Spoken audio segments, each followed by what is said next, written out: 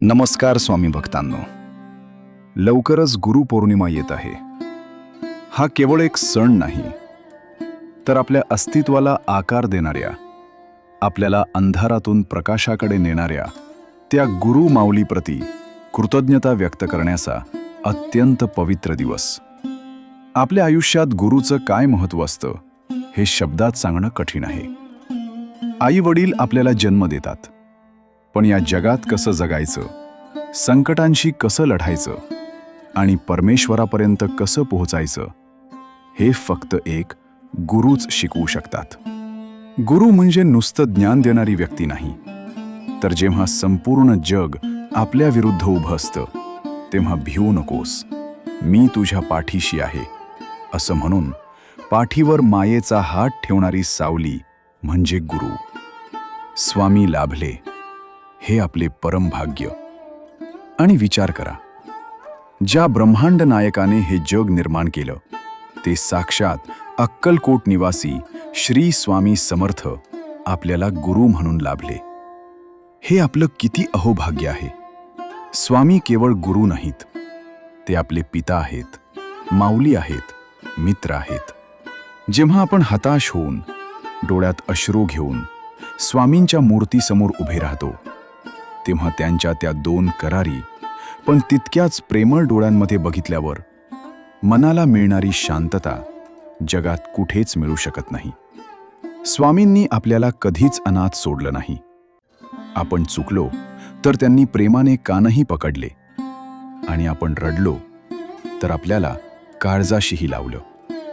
अशा स्वामी माऊलीच्या चरणी गुरुपौर्णिमेला नतमस्तक होणं हा आपल्या आयुष्यातील सर्वात मोठा आनंद आहे. पण मित्रांनो, वर्षातले सर्व दिवस सोडून याच दिवसाला गुरुपौर्णिमा का म्हणतात? या दिवसाला इतकं महत्त्व का आहे? आध्यात्मिक शास्त्रानुसार आषाढ महिन्यातील ही पौर्णिमा म्हणजे साक्षात महर्षी व्यास यांचा जन्मदिवस.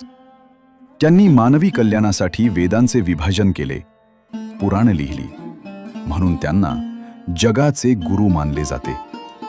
या दिवसाला व्यास पौर्णिमा देखील म्हणतात. दुसरं कारण असं की हा दिवस कृतज्ञतेचा आहे. वर्षभरात आपल्या हातून झालेल्या चुकांची क्षमा मागून गुरूंच्या चरणातून मिळणारी ऊर्जा आपल्यामध्ये साठवण्याचा हा दिवस असतो.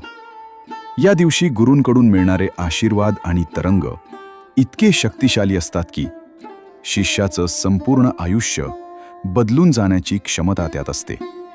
म्हणूनच गुरुपौर्णिमेला गुरुचरणांची सेवा करणे हे प्रत्येक भक्ताचे परम कर्तव्य मानले गेले आहे. स्वामींचा आणि त्यांच्या शिष्यांचा संबंध कसा होता? तो केवळ गुरु शिष्याचा नव्हता, तर ते एक अतूट नातं होतं. अशीच एक सुंदर आणि भावूक गोष्ट आहे स्वामींचे निस्सीम भक्त आणि प्रथम शिष्य चोळाप्पा यांची. जेव्हा स्वामी समर्थ महाराज प्रथम अक्कलकोटमध्ये आले तेव्हा चोळाप्पा यांनी स्वामींना ओळखलं. चोळाप्पांची परिस्थिती अत्यंत गरिबीची होती. घरात खायला अन्न नव्हतं, पण मनात स्वामींबद्दल अथांग प्रेम होतं. त्यांनी स्वामींना आपल्या घरी आणलं. लोक चोळाप्पांना वेड्यात काढायचे की स्वतःच्या घरात खायला नाही आणि या साधूला कुठे सांभाळतोस, पण चोळाप्पांनी जगाकडे दुर्लक्ष केलं. ते स्वामींची अहोरात्र सेवा करायचे. अनेकदा स्वामी स्वतःच्या लीलांमुळे चोळाप्पांवर ओरडायचे, रागवायचे, अगदी मारायचे सुद्धा. पण चोळाप्पा कधीही रागावले नाहीत किंवा त्यांनी स्वामींची साथ सोडली नाही. त्यांच्यासाठी स्वामीच त्यांचे सर्वस्व होते. एक वेळ अशी आली जेव्हा चोळाप्पांचा अंतसमय जवळ आला. ते अंथरुणाला खिळले होते. मरताना माणसाला पैशाची किंवा सोन्याची आस असते, पण चोळाप्पांच्या डोळ्यात फक्त एकच आस होती, माझ्या स्वामींचे दर्शन. साक्षात ब्रह्मांडनायक स्वामी समर्थ आपल्या या लाडक्या शिष्यासाठी धावत आले. स्वामी चोळाप्पांच्या खाटेजवळ बसले. चोळाप्पांच्या डोळ्यातून अश्रू वाहत होते. त्यांनी स्वामींचे पाय घट्ट धरले. तेव्हा स्वामींनी अत्यंत प्रेमाने चोळाप्पांच्या डोक्यावरून हात फिरवला आणि म्हणाले, चोळाप्पा, घाबरू नकोस, तू माझी खूप सेवा केलीस. तुझा उद्धार झाला आहे. मित्रांनो, एका गुरुने आपल्या शिष्याला दिलेला हा शब्द होता. चोडप्पांनी स्वामींच्या कुशीत शेवटचा श्वास घेतला. गुरु आणि शिष्याचं हे असं नातं असतं जिथे शब्द संपतात आणि फक्त अश्रू बोलतात.